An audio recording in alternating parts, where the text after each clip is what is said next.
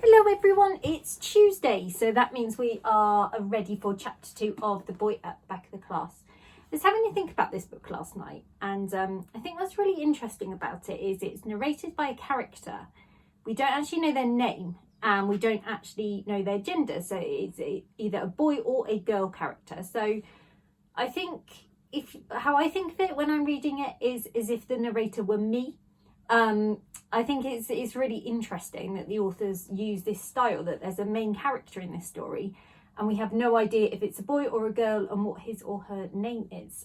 As you remember, we know all about his or her friends. They're called Josie, Michael and Tom, and he or she has chosen to befriend the new boy in the class who's called Ahmet, who has just come in and taken the last seat at the back of their classroom. So we're gonna find out what happens next. The next chapter is called The Boy with the Lion Eyes.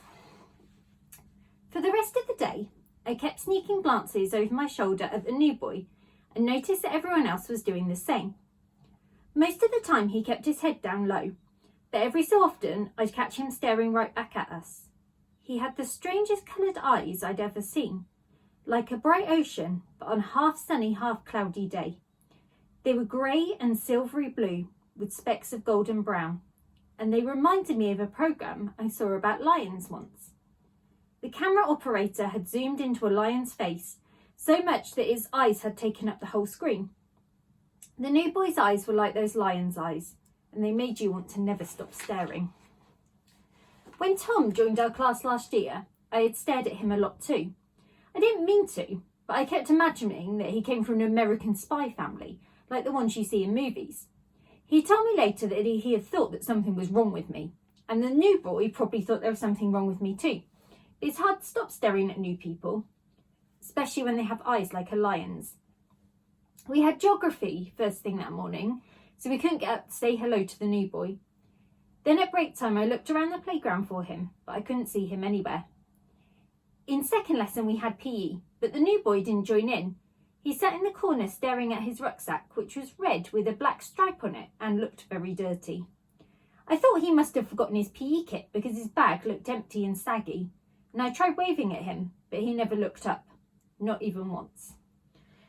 Whenever we do PE, I like to pretend that I'm training to join Tintin on an adventure and have to be the super fastest human being on the planet. The only problem is my legs aren't as long as I want them to be yet. So even when I jump as hard as I can, I always get stuck in the middle of the vault. Every birthday I make a wish that I'll grow at least 4 inches taller and drink as much milk as I can so my bones will stretch. But even though I'm 9 3/4 now, I've only grown 1.5 inches since my last birthday. Or at least that's what my mum says. I tried my best to jump over the vault in one go in front of the new boy, but I got stuck again. Luckily he didn't see me because he was staring at his rucksack the whole time. After PE we had lunch break, and Josie, Tom, Michael and me decided we would try and find the new boy so he wasn't all on his own. We waited right next to the playground doors, but the new boy never came out. Tom even went to check the boys' toilets because that's where he had tried to hide on his first day when he didn't know anyone, but there was no one there. Maybe he's having lunch with the lower grades by mistake, said Josie. But when we got into the lunch hall, we couldn't see him anywhere. In the afternoon we had history and we were split into groups, but the new boy was allowed to sit on his own and not join in. Mrs. Carton spent more time with him than she did with any of our groups, and she was pointing at new things in a workbook she had gotten him. Maybe he's deaf, someone whispered. Maybe he can't speak English, muttered someone else. There's definitely something wrong with him, whispered everyone. That afternoon, I don't think any of us learnt about what it was like to be a gladiator living in Roman times because we were all too busy whispering about the new boy. He must have known that we were doing that because his face was red the whole time. Then at last break, he disappeared again.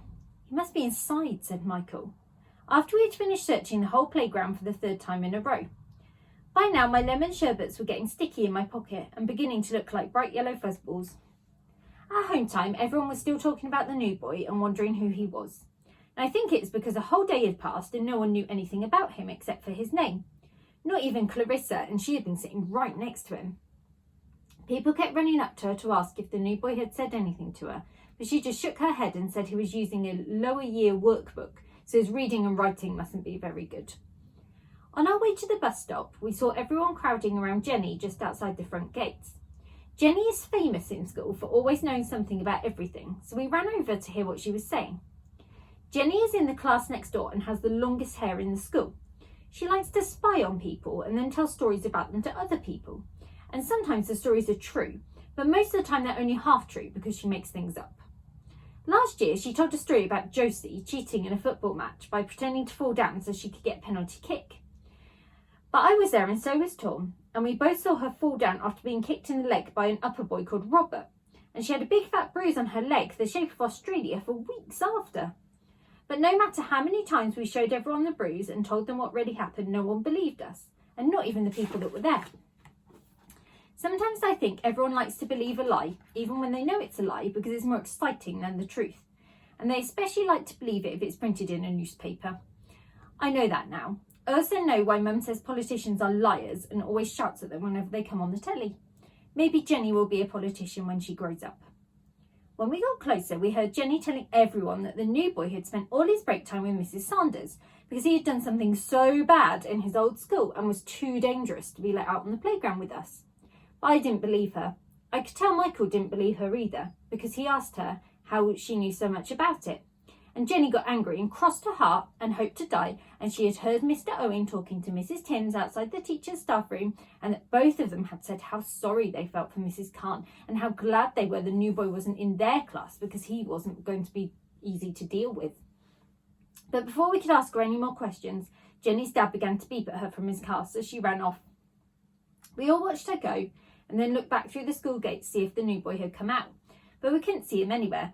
He's probably left already, said Josie. Tom and Michael nodded. Let's just wait 2 more minutes, I said, hoping that he would still be inside. And I was glad I did, because a few seconds later the new boy came out into the playground. He was holding Mrs. Khan's hand and staring at the ground. A woman who was waiting by the outdoor benches suddenly shouted, "Cooey!" and ran over to them. She was wearing a long brown coat, a woolly hat and a bright red scarf.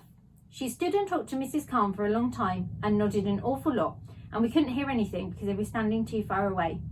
Wonder if that's his mum, said Josie. I didn't think so, because the new boy didn't hug her at all and seemed shy around her too. Come on, said Michael. He is pointing to his watch, which was beeping like a submarine. Michael has a special watch that tells him when the next bus is coming. It's meant to help him get to places on time, but I've only seen it make him bump into things more quickly. No, wait, I said. And before I could think about it too much, I ran over to where the new boy was standing. Hello, I said, tapping him on the shoulder. Mrs. Khan and the woman in the red scarf looked down at me, and I reached into my pocket and got out the sherbet lemon. Here, I said, holding it out. I was a bit embarrassed because by now the sherbet was covered in fluff. It was still good enough to eat.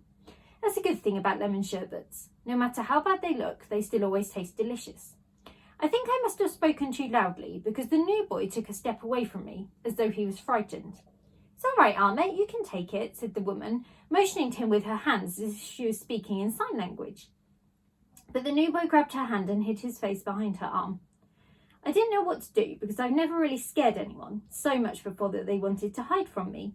The woman spoke to him gently again, and after a few seconds he took the sherbet and looked straight at me with his lion eyes before hiding away again. Thank you, said the woman. She looked at me and gave me a smile. I liked her deep brown eyes because they seemed kind and her bright pink cheeks. But what I liked best of all was how her long blonde hair swirled around in the wind from under her hat. Ahmet will enjoy that on the ride home.